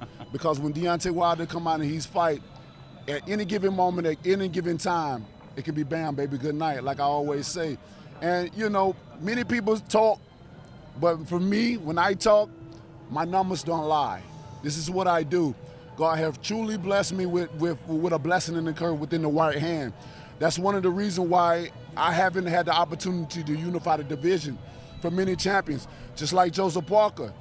He said that he's so confident that he's going to beat me, but I kind of find that hard to believe. And like how you believe in yourself when you're a challenger, but you don't believe in yourself when you was a champion. You know, so we're going to see it on the night of the fight. I can't wait. I'm the best as I've ever been in my life. I feel great, and I'm looking forward to Saturday night. The talking is almost over. The week of the fight has begun, and I'm looking forward to it. Looking forward to it all. We spoke yesterday. You talked about how that goal remains. One champion, one name. I'll let you say it. Come on. One champion, one face, one name. And that's one of the reasons why I'm still involving myself in the business of boxing. Because I have everything I need. I've accomplished so much. You're looking at a man with a statue, you know, so majority of my accomplishments has been set in stone within a statue, and the area where they put it in is historic. If anyone knows anything about, you know, where I come from and where it sits, you understand that change has happened, and it's a beautiful thing to be a part of change. You know, that's something that the world needs more of. Change, and some of that change is spreading the love. That's why everywhere I go, I give people my undivided attention. If I don't know you, you would never tell those on the outside looking in how I greet people, how people come to me, because, you know, the saying is, I'm a person that I never meet strangers. You'll never know how I greet you or how you greet me, and I return the favor. You'll never know if I knew that person or not, because if you're happy to see me, I'm happy to see you. If you show me love, I will show you love as well. And that's what it's all about. I feel that we're all family because we are part of the human race. It's no such thing as this race and this race individual. We need each other. And for me, so many people look up to me. I motivate and inspire so many. So with that being said, when eyes is on me, even when it's not on me, I am who I am. I display a certain different person inside the ring because I must. And if you know anything about risking your life for anything, you know that you must know how to be able to turn things on. But when you know how to turn it off, it's okay, you know. So this is who I am. I'm a leader, and I'm someone that shows people the way of life and how it should be done. Because, you know, although I have so much power and so many people get intimidated of what I can do, but I also show them the other side of showing love. So I'm glad I'm a fighter, but I'm also a lover as well. Let me ask you this, Deontay. At the press conference that we had a couple of months ago now, you had a very relaxed, peaceful, almost presidential kind of energy there. You had a great energy up there. You didn't really want any beef or conflict with anyone. And then when you went back to the US, you started doing interviews, talked about Anthony Joshua. What can we expect from you this week? What kind of energy have you got for these pressers, these face-offs? What do you think? Well, I'm always going to be cool, calm, and collective, like as I'm always. You know, if I say something, then I mean what I say. It doesn't change, no matter what my tone or my environment around me is. How I feel is how I feel, you know. So I can't say one thing and then come in here and and be in front of someone and I'm not two-faced. I'm a 0 to 100. I don't have a medium. So when you hear me being here, calm, collected, saying things, and I'll go back and do interviews, it's because I still feel the same way that I feel. I do believe it's a time and a place for all things. And when I'm in an environment of certain things means peace. I'm at peace. And then certain times you in the environment, it means to really bring out your emotion, your feeling. I'm passionate about what I say. If anyone understands and knows me, they know that I'm a very passionate man. And I believe in I believe in the things that I say and do. I'll die for what I believe in. And when you're dealing with a man that'll die for what he believes in, that's a difficult man. That's a hard man, no matter what goes on in the ring or outside of the ring. And I'm passionate about what I say. So when you have all that together, you allow others to understand and feel you even more because of your passion comes out into what your actions or what you say and what you do. Well, Deontay, there's millions of people watching there. I reckon that there's probably about 2 words that you want to say to them. Let me give you this. Let's get it. Bomb Squad! Thank you so much, Deontay Wilder. Absolutely terrifying. It gets you every time, that, doesn't it? Even though when you know it's coming. Thank you very much, Deontay. At that point, I even said basically just say Bomb Squad. He said it. I still got scared. Yeah, I still flinched. Yeah, exactly. What do we make of his energy? I mean, he's got a presence about him, Deontay Wilder. Yeah, sorry, Anne. For me, another extremely confident individual, and you can understand why when you carry the power that he does. He calls it a blessing and a curse. You can understand why, because at any split second he can end the show. Yeah, and what I was just. That third fight against Fury, it was just this incredible spectacle, and Fury won and deserves all the props in the world for that. But I was so impressed with Wilder because after what happened to him in the second fight, that invincibility that he'd always had before that was gone. It was shattered, and he came up with all sorts of reasons as to why he lost, which fighters do when they lose because you need to explain it to yourself. But you wondered whether he'd ever be the same again.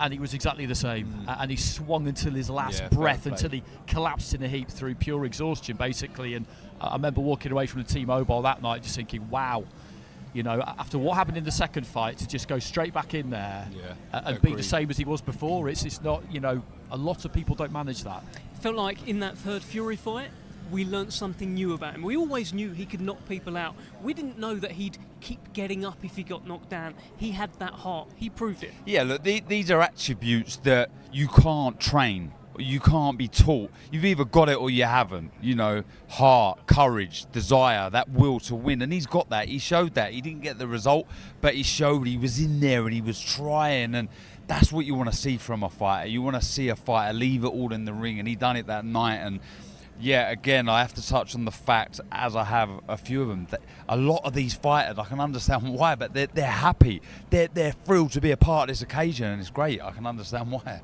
Look, it's a great occasion. Another man very thrilled to be part of it is, of course, RMC, who is patiently waiting, Thomas Treiber. Let's welcome a native of Sweden now making his home in New York City, New York, USA. He brings a professional record consisting of 26 wins, just 1 defeat, 14 wins, coming by way of knockout. Here is Otto Wallin. Well, there he is, Otto Wallin. This is the man who has approached this week with so much confidence. Every time I've spoken to him, I believe him. He thinks he can beat Anthony Joshua on Saturday night. 100% he does. He's had loads to say in the build-up to this fight. You know, he's talked about how he feels like Joshua's mentally fragile, how he's mentally weak, how he's never really got over that defeat against Ruiz. This is stuff that Anthony's heard before numerous times, but I don't think he was necessarily expecting it from Otto Wallin because he feels familiar with him because of the amateurs and the sparring. Yeah, I think so. But again, another extremely confident fighter. Here he is, Mr. Otto Wallin. Yeah, you're right. Otto, we were just speaking about you. All good. Talking about the You're confidence. bigger than us. Yeah, just a bit. The confidence with which you've carried yourself this week in the entire build-up to this. You are here with genuine belief that you will beat Anthony Joshua on Saturday night. Yeah, I mean, it shouldn't even be a question. I feel, of course I'm confident, otherwise I wouldn't take this fight. I feel like I've shown in the past that I'm a good fighter. I gave Fury a very good fight, and I take pride in my work. I've been working very hard to come to this place where I'm at now, and I'm just here ready to take full advantage of this opportunity. You've looked good, like you said, good win last time out. What have you made of Anthony Joshua's last few fights? I mean, he lost to Ruiz, he lost to Usyk, and I don't think there's any shame in that. I think both guys are very good. Usyk's a terrific fighter, but I feel with Joshua that, you know, he hasn't really been that aggressive, seek and destroy kind of guy that he was known to be when he came up. And you know, he won Olympic gold. He became a pro and was knocking everybody out, knocked out Klitschko, and you know, he's been at the top of the mountain. So I think it's probably been hard for him to realize that he's vulnerable too, that he also can get beat. And I think maybe in the beginning he felt like, you know, I won Olympic gold, I knocked everybody out, so I can't be touched really. So you feel it's a better time to be fighting Anthony Joshua now than it was, you know, a few years ago? Yeah, no question. I think there's two different reasons. I think one, he hasn't really looked the same, and I've got better. So I've worked very hard, like I said, over the years to get to this place. So I feel like I'm getting better all the time, and I'm not sure that he is. Do you think he's been a bit surprised by how vocal you've been? Because obviously you boxed in the amateurs and you sparred, and it's just struck me that he wasn't really expecting it from you. Well, people tell me, even my girlfriend, she said, "Hey, you talked a lot of trash." I said, "Did I really? I mean, it's just the truth." And she said, "Yeah, well, the truth is, you know, it's not always what people want to hear, or you know, the other person, of course." So I feel like I'm just telling the truth. I get the question, I answer them for what I think of it. So. But do you think that's confidence oozing out of you? These words that are coming back, usually it's slightly out of character, but is it just confidence shining through? Well, it might be. It might be. People keep talking about my confidence. It's just, I mean, it's very natural to me. I'm just being myself. I feel very confident, and you know, I have a really good team around me, people that knows what they are doing, and they've been preparing me for this moment. And you know, now it's just the time to deliver. How are the nerves? Because the pot of gold for the winner is huge. Well, it will be amazing. I really, really, really want to win. I got to do everything I can to win. Yeah. But I feel like I have no pressure really. I feel like, you know, of course, I win this fight, I go on to much bigger things. But you know, I worked so hard to be here, so I feel like it's time to enjoy it. Where's your mentality at with this fight as compared to the Tyson Fury fight? I think basically the same. Yeah. Yeah. I felt very good going into that fight.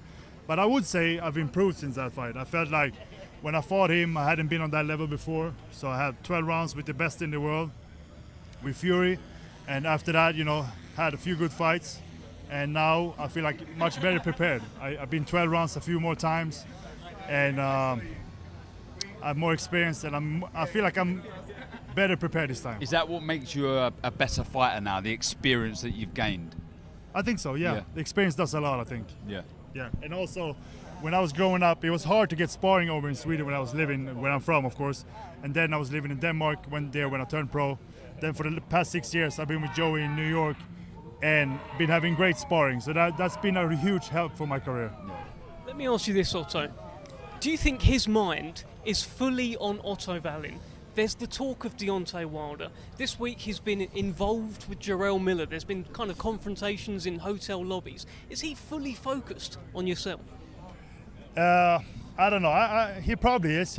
But I think it's all good that these other people are being mentioned. And I feel like I said that I don't have any pressure. I feel like he has a lot of pressure. He has to look good in this fight to go on and fight Wilder.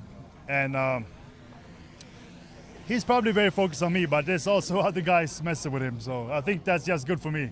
And also, don't remember, he was focused on you too. So at the press conference.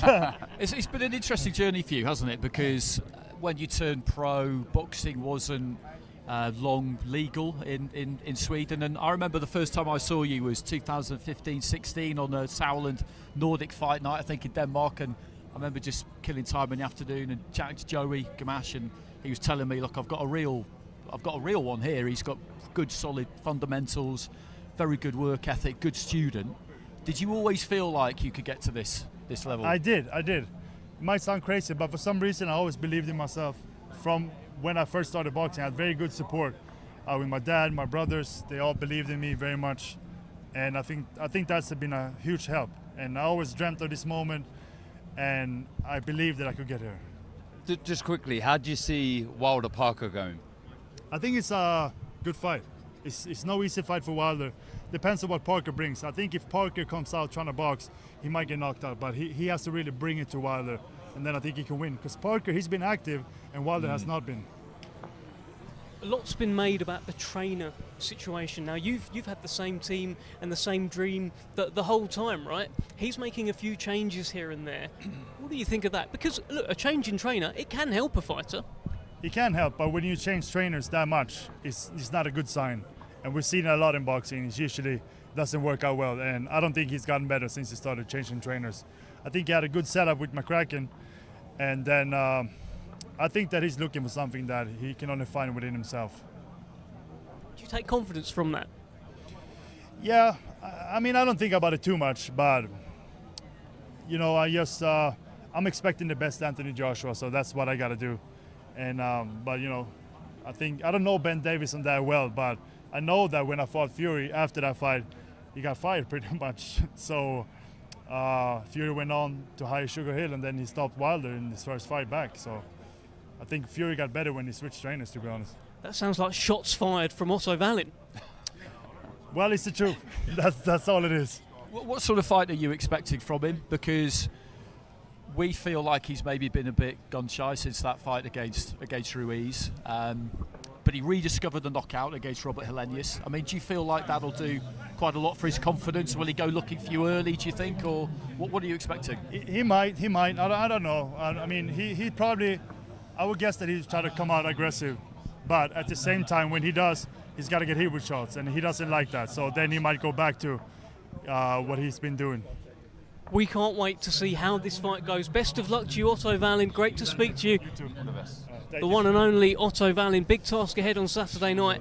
And stand by for Thomas Schreiber, who is now going to bring in Anthony Joshua. Let's now welcome from Watford, England. He brings a professional record consisting of 26 wins, 3 defeats, 23 of his 26 wins coming by way of knockout. He is the former two-time unified heavyweight champion of the world, AJ Anthony Joshua. Well, there is Anthony Joshua, former two-time unified world heavyweight champion, taking it all in. No stranger to these flashing lights, no stranger to the big nights. No, not at all. He's had massive night after massive night. What interests me about this is the fact that him and Wallin have come last here. Does that mean that they're going to be last on Saturday? Because I know at the press conference in London, one of the reasons why he was a bit tetchy, I believe, was it wasn't just you. It was partly down to the fact that he was expected to come up last, and in the end Wilder came up last. Is this indicative of the order we'll get, or is this again, have they been jockeying position to achieve this? Well, we will find out on Saturday night. Anthony Joshua, great to see you. Oh, we'll go with the fist bump. Anthony, this is your third fight in the Kingdom of Saudi Arabia. Is this place becoming the home of boxing? I'm not too sure. You tell me. It seems like a great place to be. How are you enjoying Riyadh? It's focused, really. I haven't really seen much of it. I'm just in the gym and back to my hotel. Big fight, Andy Clark. Yeah, huge. We were just saying that you've had big fight after big fight after big fight for such a long time now. Does fight week ever change for you? Is the process still the same as it's always been? Process gets better. You learn more. Just lock in and fight, and just focus fully. You're quite different to how you were yesterday. You were nice and relaxed yesterday. Today you seem to have retreated a little bit further into fight mode. Correct. What do you make of Wallin? Look, he's a tough opponent. We see that against Fury. The shot I'm expecting to see from you is the shot that you threw against Martin, against the southpaw, the right hand straight down the middle. Is that something you're going to be looking for? 100%. Definitely. It's been a lively week with Jarrell Miller. He seems to be coming after you every chance he gets. What have you made of him? The drug cheat. Is that a fight you'd entertain? No, definitely. At no point, no. No way, no. Him and Dylan will make a good fight. All good? Yeah, we will let you go, Anthony. You're fully focused. Great to speak to you. Keeping it close. Let's go with that one again. The one and only Anthony Joshua, so focused. I was looking at you, Andy. I thought maybe you had something. In this game, Dev, sometimes you need to know when to quit. Yeah. Look, that's a man that is just fully focused on Saturday night. You know, you can't get blood out of a stone. I think, look, he wants that first belt. And sometimes when you sense that, there's no point prying and trying. Look, the man wants to fight. Do you find it quite interesting though that it's Tuesday? Yesterday he was chatty, he was relaxed yesterday. I mean, to kind of flick that switch that early is quite unusual. If I'm deadly honest, I think he's sick of all of this. I think he wants to just fight and win and prove people wrong. I think he's annoyed somewhat with the build-up in fights. I think some people take what he says out of context maybe from time to time, but I just think he just wants to fight now. I think he's desperate just to prove how good he still is, and just seeing there, he's no desire to talk. He just wants to fight, and I don't mind that. When you've got someone who looks so switched on and so focused, you know, he's not blasé, he's not just looking around and, you know, there in the headlight. He's on it. Yeah. He's on it. And then, if anything, I listen to him there, I'm more excited for that first bell than I was before. Yeah. If he can channel all of that. Listen, people talk about the old AJ. Is the old AJ still there? That looked like a guy who knew exactly what he wanted to do on Saturday night. Yeah, absolutely. It's interesting, you know. I was thinking about this the other day, and fighters who have long careers, they often come in kind of 3 acts. You know, the first act will be the amateurs, when you're doing it just for the love of it, and that's all that counts. Then act 2, you turn professional and you're chasing the titles and the glory, and you kind of trust that the money will come with it, but it's still not even really about that. And then if you get to the final act, that's really about when you're just doing it for you. And you've got the biggest fights you could get and as much money as you could get, and you don't really care what anybody's got to say about it. And I feel like that's do you where know he is. what I like about him at this moment is you're right, he's doing it for him. And I remember asking him a little while back, I think it was at the presser for the Dillian White fight, and I said to him, is the goal still to be a 3-time world champion? He said yes, absolutely. You know, he's earned millions and millions. He's ticked lots of boxes, but he's doing this because he wants to make more history, create more legacy, and you can see it in his eyes there. He's desperate to prove people wrong and to really turn some heads. Yeah, absolutely. And listen, he's going to turn heads no matter what he does. Every step that he takes, everything that he says on a mic, everything he does gets heavily scrutinised by the boxing world and the public. It must be a lot of pressure to live under. Yeah, it is. And it's impossible to imagine what that's like, basically. And, you know, the world can be a very fickle place. And you look at what he's achieved, like Darren said, in a really short space of time too, given when he took up boxing. It's absolutely absurd, to be honest, that you take up boxing in 2008, in 2018 you're Olympic gold medalist and unified heavyweight champion of the world. I mean, it's borderline impossible. And then of course you lose, and the world's a very binary place these days. Either somebody's the best or they're rubbish. Either you're for something or you're against it. And he's found that out the hard way. And it must be hard, because as much as you say you don't care what people think and all the rest of it, God, I don't know what it would be like if any stranger in the street just had an opinion on everything you did. Yeah. Well, listen, viewers at home could currently see Anthony Joshua and Deontay Wilder both on their screens. Listen, my mouth is watering, Darren. I don't know if you can see it. I don't know if it's putting you off. Well, I am stepping slightly away. But that's the fight. Look, enjoy Saturday night, everybody, because it's a great card. 2 brilliant semi-finals, if you want to call them that. But if we ever are so lucky to see that Anthony Joshua, Deontay Wilder fight, we are in for a real treat. Can you imagine, right, and again, not looking past Saturday, can you imagine the energy just before that first bell of them 2 fighting, staring at each other in the opposite corner? Yeah, absolutely. I mean, it's incredible. Absolutely, because it has been a long time coming, but he's right. Deontay Wilder was right in what he said. I don't really feel like the gloss has gone off it, despite the fact that they've both lost since, because they've had their ups and their downs, and they're both looking for kind of redemptions of different kinds. It makes it bigger almost. It adds to the story. Look, listen, we saw Manny Pacquiao and Floyd Mayweather. We wanted it at that point, probably in about 2009, and it grew and it grew and it grew, and it got bigger and bigger and bigger. I think that's kind of happened here. Yeah. Look, it probably for them in their careers, as far as prime's concerned, it would have happened a little while ago. But as far as building it up, because you're finally going to get what you've been after, in that sense, it's bigger. But it's just, I mean, it's looking very exciting. The format or the map for the heavyweight division, I'm really excited about it. Listen, people are talking about Otto Wallin for Anthony Joshua as a bit of a banana skin, and one of the reasons they mention is the southpaw stance and how Anthony Joshua, of course, struggled with Usyk. But when he won the world title, did he not knock out a southpaw? But that's exactly what I said to him. That right hand, it's textbook, absolute textbook. All right, okay. Is it the same Anthony Joshua? But that right hand is what you do. You know, he slipped on the outside and he threw the right hand straight down the middle of the southpaw stance. It was spot on. You don't lose that.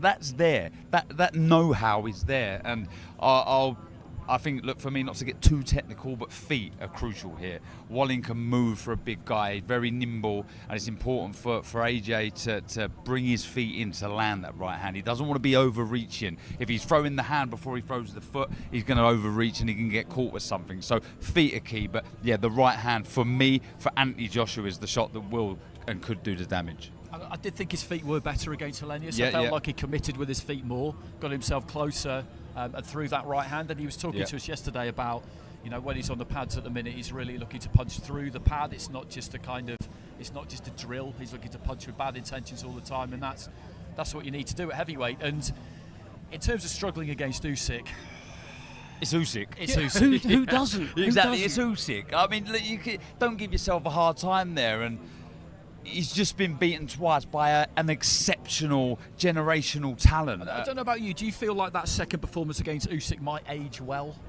Yeah, I think so. People remember what happened after the fight, basically, don't they? But the performance in the ring, I feel like it could age quite well. Yeah, and I hope AJ's taking some sort of confidence away from that, thinking, look, I did improve. I lost, yes, but I did improve, and I've just been beaten by a very good fighter. What do we think of the link up with Ben Davison?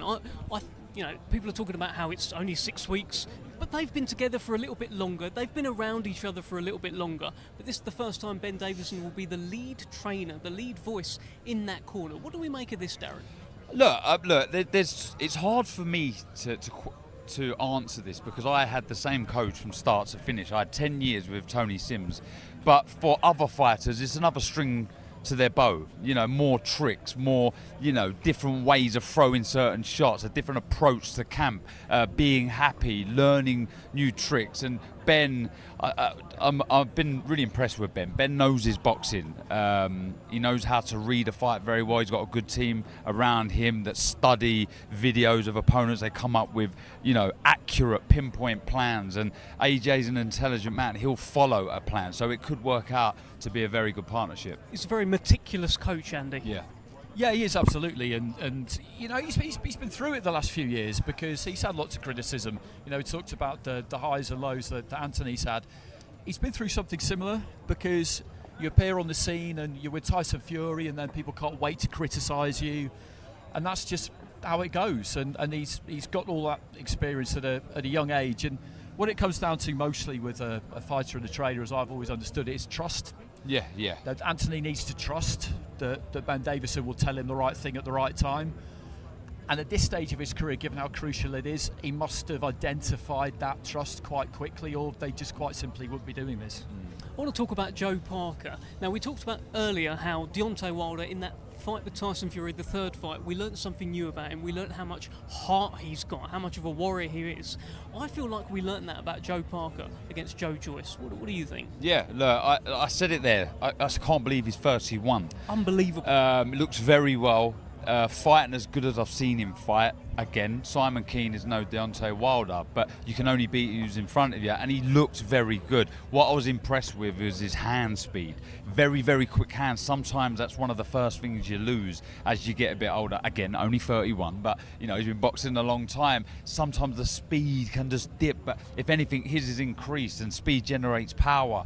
There's just an experience feel about him and know-how about him. His ring IQ's grown and gone to another level, and I think you can see that there. Sometimes you can see, I certainly can, I can see people that are hiding behind a fake personality or hiding behind words. When I see that man walk over and he's full of confidence, that's real, that's true. He's not fazed by who's in front of him, and that's saying something when you're facing Wilder. So I've been asking myself this question, as many have. What is the harder fight? Who's got the harder opponent, Wilder or AJ? And I think it's Wilder. I will probably say Wilder. Okay. You change your mind tomorrow, by the way. No, but I've changed my mind probably today after seeing Parker. Okay. The way his demeanour, the way he looks, the feel, and what he's saying, he believes in himself.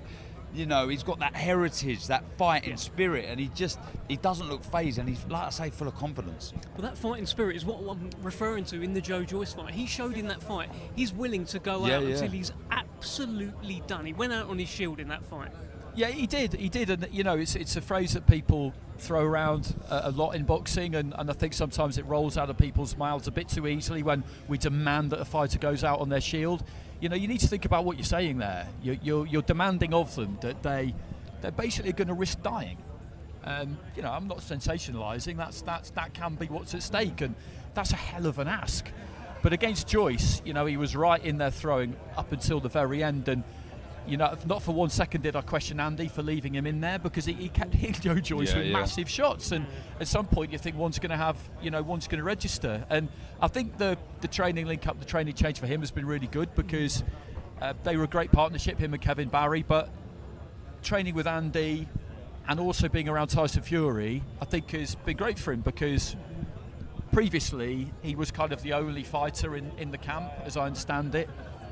This time around, you know, it's a new voice, which you need sometimes, but you're around other people, and I think that as you get older, particularly, does it make it easier to have a bit of a team? Yeah, it's the big fish, small pond sort of scenario, and success breeds success. Parker will be buzzing, being surrounded by these, you know, wanting to outdo even Tyson Fury, want to be the best in the gym, want to, you know, emulate what his friend has done, and it's only a positive thing. It's only a positive thing. Well, it's a hell of a camp to be a part of. It is the camp, essentially, that has masterminded beating Deontay Wilder. Tyson's made it very clear in terms of his advice to Joe Parker. He just says, keep out the way at the right hand, you'll be all right. Yeah, he's got the know-how as well, Parker, as well. He you know, he's cute at times, got good feet, quick hands, like I say, and I'm pretty sure we'll see lots and lots and lots of feints in that fight, try and draw out the lead and fire back with sharp counters. Again, similar to one of the other fights that I spoke about early on, it's about being busy but not greedy. Don't hold your feet and stand in the pocket too long. You know, land your shots, move your feet and go again. It is pretty simple, if I'm honest. I mean, it's a case. Do you want to do it? Just no, no. But just literally, don't get hit. Pick your shots, move your feet, and really commit to the punch, because really, I absolutely believe that they do think they're going to knock Wilder out. Because Andy, for example, Andy Lee, you know, I mean, he was a really, really good amateur. He wasn't a puncher when he was an amateur, but he went to the Kronk and they taught him how to punch, and all of a sudden he's chinning people. So they are looking for the finish, aren't they? Yeah, definitely. Do you think Deontay Wilder is underrated? Because what we've just heard there, what you've said as well about how to beat him, what Tyson Fury said to Joe Parker about keep out the way of the right hand, are we underrating him? This is an Olympic bronze medalist. He's done good things as an amateur. I think his boxing ability does tend to get underrated because, he's got that bronze medal, and technique's an interesting thing to discuss, isn't it? And simply put, a good technique is one that works. Now, it might not be in the manual, the way he throws the shots. It might not be something that an England boxing coach would or even should teach, but you do what works for you. And when he throws that long right hand, that 1-2, that is pretty textbook, isn't it? Yeah, it is. He throws it correctly. He commits to the shot. He fully rotates through the shots and gets himself in a good position after to move his head. I wouldn't say I'm overlooking his boxing ability, but I'm looking at how does Parker beat him. And I would say his best chance is to be cute, smart and disciplined as opposed to slugging out with Wilder, because there's only going to be one winner there. If you're trading hooks with Wilder, that's not it's a suicide mission. I think it's about being smart, making the big puncher. Look, I've said this time and time again, sometimes a fighter's best asset can be their biggest downfall. And with Wilder, though he punches so hard, sometimes you can get a bit gun-ho and you're looking for the heavy shot every single time, becoming a little predictable. And I think that's what Parker will be hoping for, that he does become a bit predictable. He does get a bit like a gun-ho and looking for the knockout, and sometimes that can be putty in your hands. You can sort of do what you want to do a bit easier. Do you think that Joshua and Wilder will be trying to outdo each other? Definitely, on Saturday? definitely, 100%. Look, if we were to ask them both now, they'd say no. They'd say no. But yeah, it's just about winning, opponent, so we can get that. But no doubt, if AJ's in the change room, I'm pretty sure the monitor's going to be on, and there'll be one eye on what's going on, and he'll have one eye out there. I'm pretty sure I'd want to anyway. It's an individual sport. Yeah, highly competitive, and you want to outdo your rivals. Listen, we've got about a minute to go. I just want to sort of round up a little bit on the card. What is the fight that people are overlooking? What do you think, Andy? What's the sleeper on the card? I like Dubois against Jarrell Miller. I like that fight because it is make or break for Daniel, as Frank said to us. It is, because there are question marks. We all know what they are. How much does he want it? And Miller will want it. So if Dubois is going to beat him, he's going to have to be disciplined, stick to the plan, and maybe dig in there at times. And we need to know that he can do it. So many great fights on this. What's your sort of sleeper, Darren? Well, I like the light heavy and the cruiserweight fight. I think there's something in those. Zorro, an unknown quantity, even to many back home in the UK. Lyndon Arthur, we've seen how good he is when he sticks to a game plan. He's got a very good jab. He's very hard to beat. But they're in there with two monsters, like beasts of opponents. Two of the best out there. But boxing's a funny old game. I've seen crazier things. So it's one of those, top to bottom, we're in for a real treat. Very quickly, one word answer from both of you guys. Is Joshua going to win, and is Wilder going to win? I think they'll both win. Yeah. I mean, it could go either way. Yeah, Don't get me wrong, but I do believe they'll both win, and we'll see that massive fight very soon. Thank you so much for joining us. We'll see you tomorrow for the workout.